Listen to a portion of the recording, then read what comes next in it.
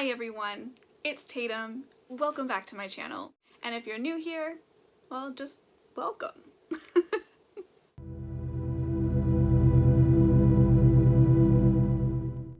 That's so awkward. I'm so awkward, which you will learn very quickly after about, 60 seconds on this channel.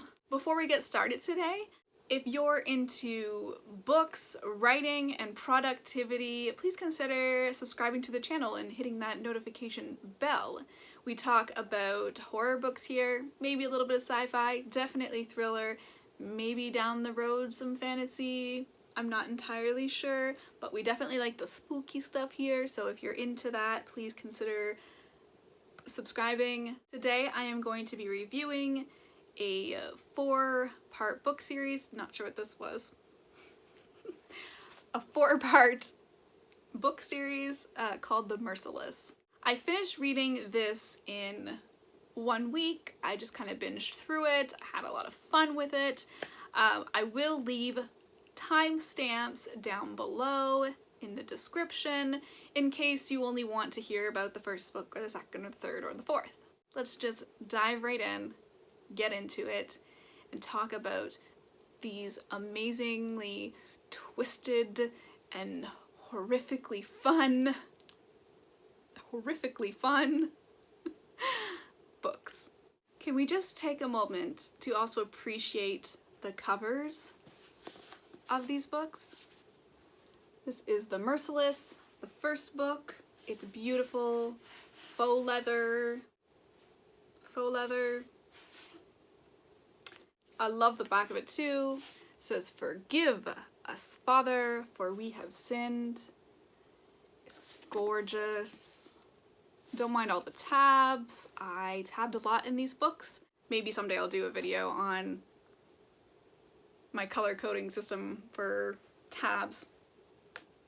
But that said, let's get into it. So, The Merciless is a YA series that doesn't really feel too YA. Sure, there are, some mean girls, some YA tropes, if you will, but honestly, this is so gruesome and horrific in so many ways that it just sometimes doesn't feel like you're reading a YA, and I really enjoyed that about this series. This is a series that I think both young adults and adult horror readers are going to enjoy. I just wanted to open this and show you that this is for mature audiences only, so apparently that is a good indication that maybe not only YA horror readers would enjoy this.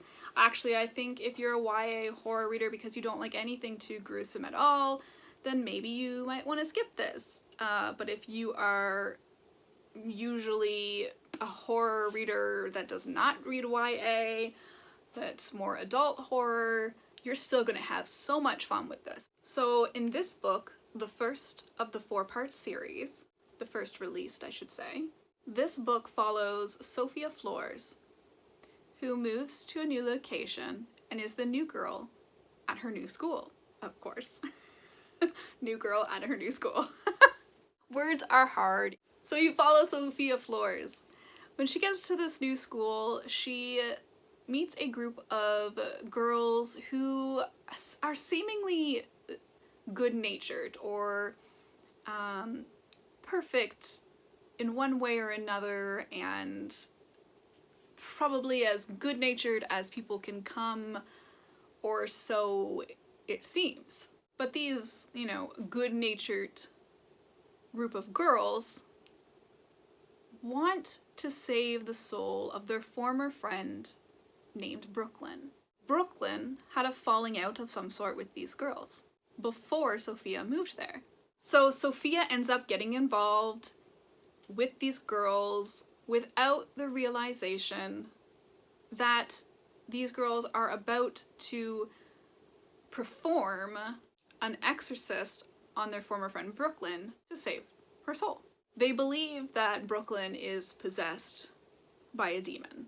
However, the exorcism is just horrific and, well, torture. Just pure torture. I believe that this book pushes the limits of YA horror. I enjoy it. It's gruesome, gory, fun. Gruesome, gory, fun. Okay, we're on HorrorTube here, right? So we're allowed to say that gruesome is fun. Right? At least in a book. I'm just gonna stop there. This book has you questioning things about good versus evil, what is good, what is evil, the murky gray areas. You know, is it as black and white as there is good and there is evil? You start kind of questioning character motivation a lot.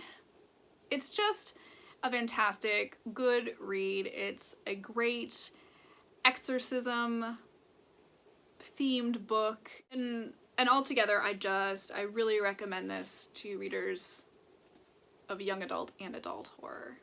Also, I gave this book in the series a 4.5 star. Really, really enjoyed it. So good. Loved it!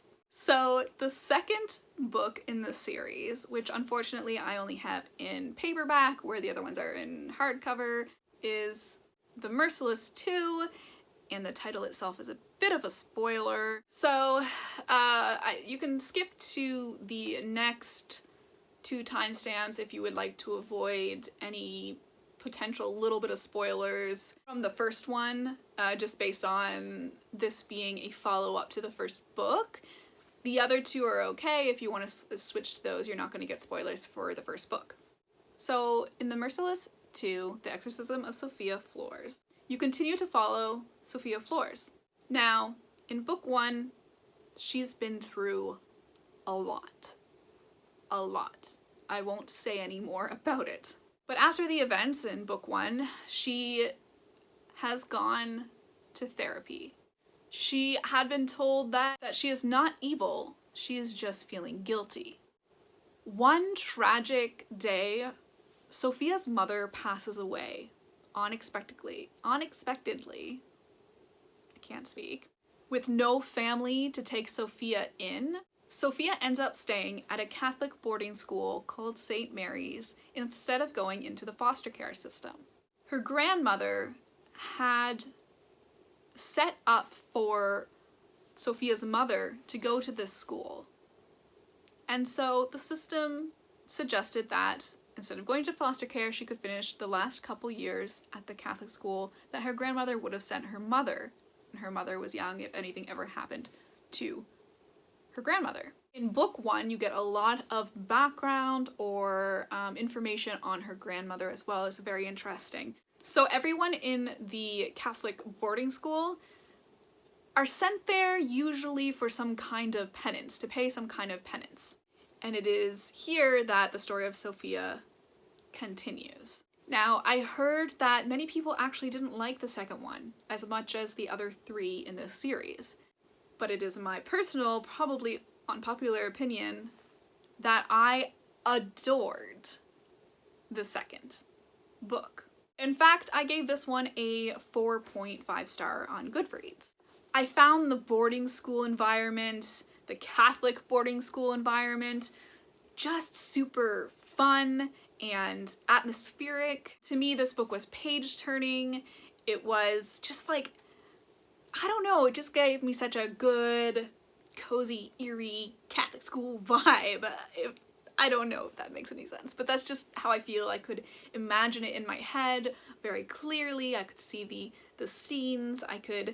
Just everything was good. Now, one thing I, will say is that the characters can be kind of cookie cutter, but I feel like the atmosphere and everything else and the gruesomeness, the gore, the horror just is so good that I don't really mind some lack of character depth in some ways. You also learn a little bit about Sophia's inner monologue when she's dealing with the struggles from the first book. And I find that very compelling and interesting. I kind of have a soft spot for people trying to figure out their identity and just trying to grasp the internal struggle of whether they're good, whether they're bad, or whether there's something more neutral in there. I read this one in almost in one sitting. I just found it really immersive, and I don't know if that's an unpopular opinion because I've heard so many people say that this one's not as good, but like I really loved that. I really loved this one. I really did. It was so good. Again, this is, you know, just as gruesome, but differently gruesome than the first, and I believe, you know, both YA horror and adult horror readers will enjoy this one as well. And again, I gave this a 4.5 stars on Goodreads, so that's pretty high for me for a rating. Next up is the third book in the Merciless series. Now, can we just take a minute and look at how beautiful the cover is? I kind of like that there's no dust jacket and there's just like, I don't know if it's coming across, but it's kind of got like this holographic look to it. Absolutely gorgeous. Again, we have the very nice inside, and the back says The Origins of Evil. So the third book in this series is actually a prequel to the first book. In this story, you follow Brooklyn, the one who was to get exorcised in book 1. Brooklyn wants to help people, so she starts a teen helpline at her school. One night, she gets a phone call with a caller who claims that someone is hurting her. Brooklyn ends up calling 911, but the cops really don't do anything, so she decides to take matters into her own hand and check out the location the caller called from. I won't say much more because I don't really want to spoil this one. This book, even though it has this beautiful cover here, it unfortunately wasn't my favorite in the series. It was still good to have a backstory to Brooklyn from book 1, but I just found the story a little all over lackluster. I still had a great time with it, I just didn't enjoy it as much as book 1 and book 2. I ended up giving this a 3.5 star on Goodreads. So a little bit less than the other two, but still fantastic. This is again differently gruesome, differently bloody, but still gruesome and bloody nonetheless. It was just that the story felt a little bit lackluster for me. So I didn't connect as much with this one. Still good, still fun, still page turning. Again, I read all of these in a week, so obviously I liked them enough to binge through them. Lastly, we have the fourth book in the Merciless series. Again, can we take a moment? Look how gorgeous this book is. It's beautiful, absolutely gorgeous. Absolutely. Inside, same kind of look. Oh, this is so beautiful. So beautiful. I definitely judge books by the cover, at least initially, and I love these ones. I love them. I need to find hardcover in the second one. Definitely do. So in this book, we follow a girl named Berkeley. This book takes place after book 1 and 2. Berkeley has some mental health issues to deal with, and so she spent some time in a psych ward. After she gets released from the psych ward, she decides that a trip to Italy with her friends would be the best idea, the best way to just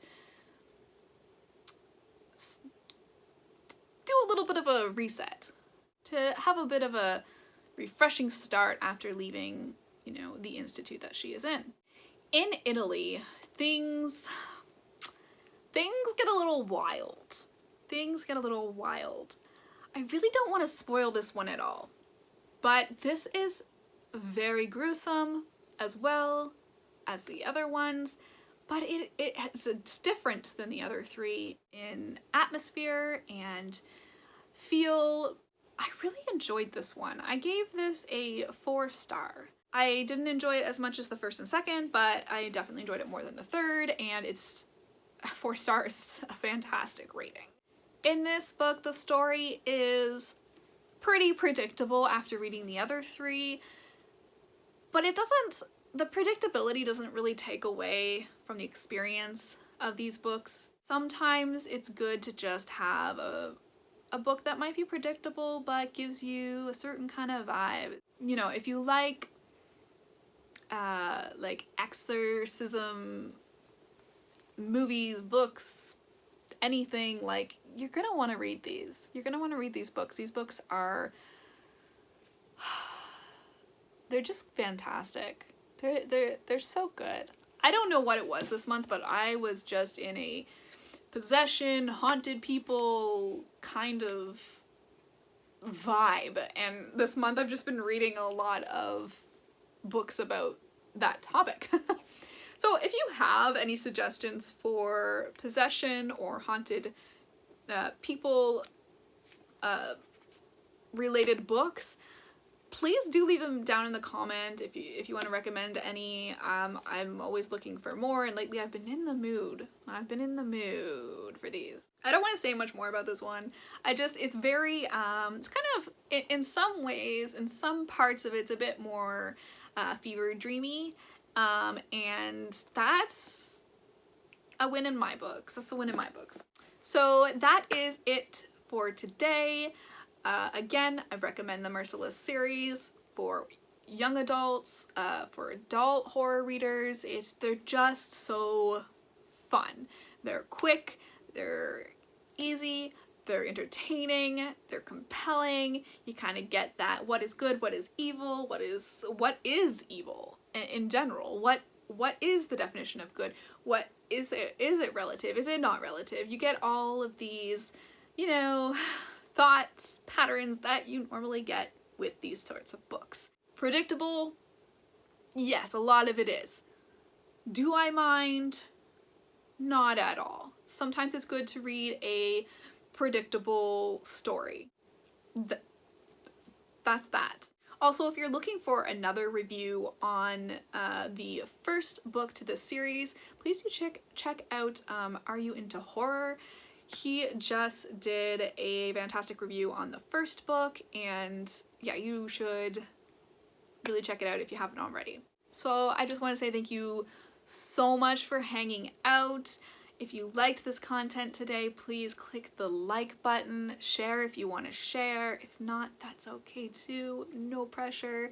Comment down below if you read this series, if you're interested in reading it. If you didn't know that there were more than one, because I did some book talks about these books, and some people said, oh, I didn't know there was more than the first one.